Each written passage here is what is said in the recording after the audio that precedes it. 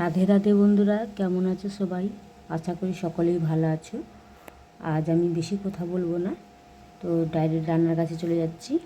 আজ আমি এই যে খেসারির ডাল ভিজিয়েছিলাম, খেসারির ডাল দিয়ে আলু দিয়ে ঝাল করব, মানে বড়া, খেসারির ডালে বড়া করে। তো খেসারির ডালটা এখানে মিক্সির বাটিয়ে নিয়ে নিয়েছি। এখানে দিয়ে দিচ্ছি কাঁচা লঙ্কা আর একটু আদা। এবার এটা আমি একটু বেটে নিচ্ছি। দেখুন, ডালটা আমি এখানে বেটে নিয়ে চলে এসেছি, ভালো করে মিহি পেস্ট করে নিয়েছি। তো এখানে আমি আলুটাও কেটে নিয়েছি, যে যেরকম আলু দিয়ে খাবে সে সেইভাবে আলুটা নিয়ে নেবে। আমি এখানে মাঝারি সাইজের 3টা আলু নিয়েছি। আর এখানে টমেটোটা আমি বেটে নিয়েছি, আর ধনে পাতা নিয়েছি এখানে। আর এখানে আমি একটু দই নিয়েছি, আমার বাড়িতে বানানো দই। তো এখানে আমি আদা নিয়েছি, একটু অল্প করে জিরা আর অল্প একটু সরষা নিয়েছি। একদম ডাইরেক্ট আমি শিলের মধ্যে নিয়ে নিয়েছি, এটা আমি বেটে নেব। তো আমি এখানে একটা বাটি নিয়েছি, বাটির মধ্যে ডালটা ঢেলে নেব।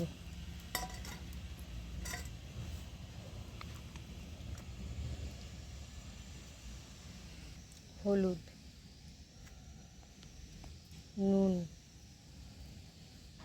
তো এবার আমি এটা ভালো করে ফেটিয়ে নেব ডালটা।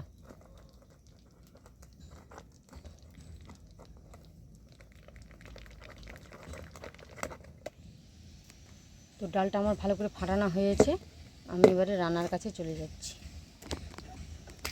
তো এখানে উনানের মধ্যে আমি আগে থেকে একটা কড়া বসিয়ে দিয়েছিলাম। কড়াটা গরম হয়ে গেছে, কড়ার মধ্যে আমি একটু সাদা তেল দিয়ে দিচ্ছি।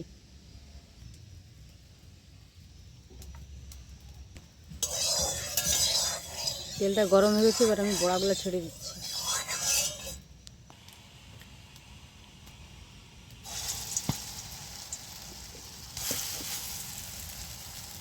তো বড়াগুলো আমি ছেড়ে দিয়েছি, এবার আস্তে আস্তে এটা ভাজা হতে থাক। তো এদিকে বড়াটা আমার হতে থাক, আর আমি এদিকে মশলাটা বানিয়ে নিচ্ছি।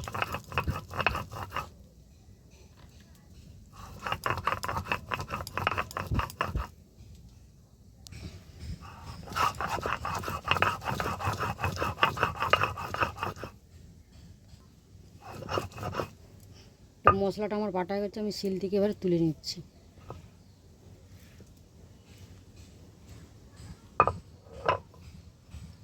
তো এদিকে বড়াটাও আমার হয়ে গেছে, আমি এবারে উল্টে দিচ্ছি বড়াটা।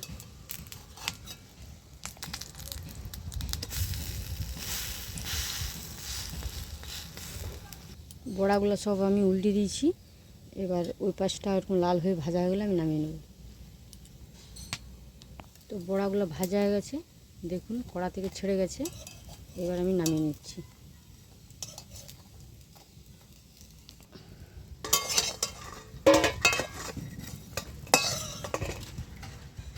তো ওই কড়ার মধ্যে আমি আর একটু সাদা তেল দিয়ে দিচ্ছি। এবার আলুটা আমি দিয়ে ভেজে নিচ্ছি। আলুটা,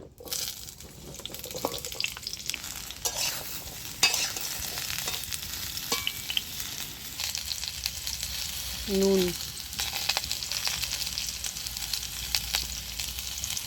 হলুদ,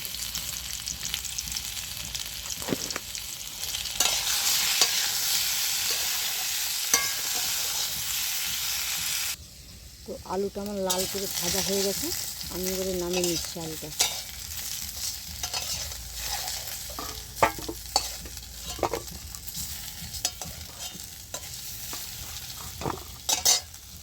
তো ওই তেলের মধ্যে, ওই কড়ার মধ্যে আমি একটু সরষের তেল দিয়ে দিচ্ছি,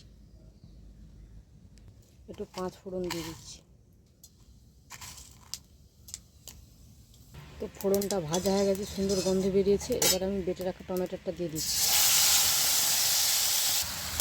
টমেটোটা দিয়ে একটু কাঁচা গন্ধ চলে গেলে তারপর আমি দিয়ে দেবো আদা আর জিরা সরষে বাটাটা। তো টমেটোটা কষানো হয়ে গেছে, এবার আমি বেটে রাখা আদা জিরা সরষেটা দিয়ে দিলাম।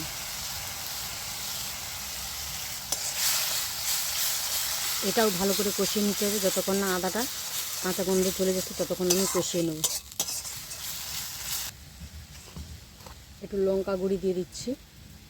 এটা নিরামিষ তরকারি যেহেতু, তাই একটু ঝাল ঝাল টকটক হলে ভালো হয়। তো দিয়ে দিচ্ছি পরিমাণ মতো নুন। আমি এখানে এটা নিরামিষই করছি, আপনারা চাইলে এটা আমিষও করতে পারেন, তো দুটাই ভালো লাগবে খেতে। হলুদ দিয়ে দিচ্ছি, দিয়ে আমি এবার ভালো করে কষিয়ে নেব এটা।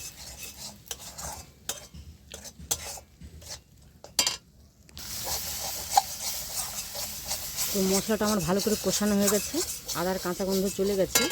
এবার আমি দইটা দিয়ে দিচ্ছি। এই চামচের 5 চামচ আমি দই দিয়েছি, ভালো করে ফেটিয়ে নিয়েছিলাম, এটা দিয়ে দিলাম।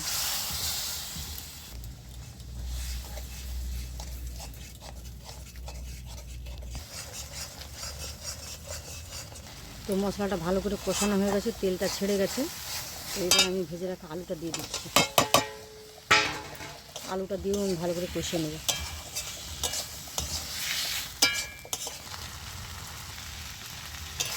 আলুটা আমার ভালো করে কষানো হয়ে গেছে আর তেল ছেড়ে গেছে। এবার আমি পরিমাণ মতো জল দিয়ে দিচ্ছি।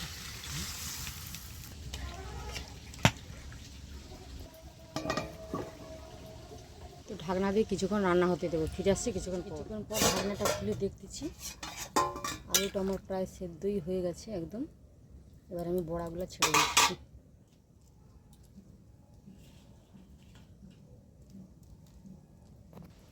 উপর দিয়ে 2টা কাঁচা লঙ্কা আমি চিড়ে দিয়ে দিচ্ছি। তো আবার একটু ঢাকনা দিয়ে দিচ্ছি। ঢাকনা দিয়ে আমি কিছুক্ষণ রান্না হতে দেবো, যাতে বড়ার মধ্যে নুন ঝাল মশলাটা ঢুকে যায়। ফিরে আসছি কিছুক্ষণ পর। তো ঢাকনাটা খুলে আমি দেখতেছি তরকারিটা আমার হয়ে গেছে। উপর দিয়ে আমি একটু ধনে পাতা দিয়ে দিচ্ছি। তো এবার আমি একটু নামিয়ে নেব। তো আলু দিয়ে বড়ার ঝালটা আমি নামিয়ে নিয়েছি, এবার গরম ভাতের সঙ্গে পরিবেশন করব।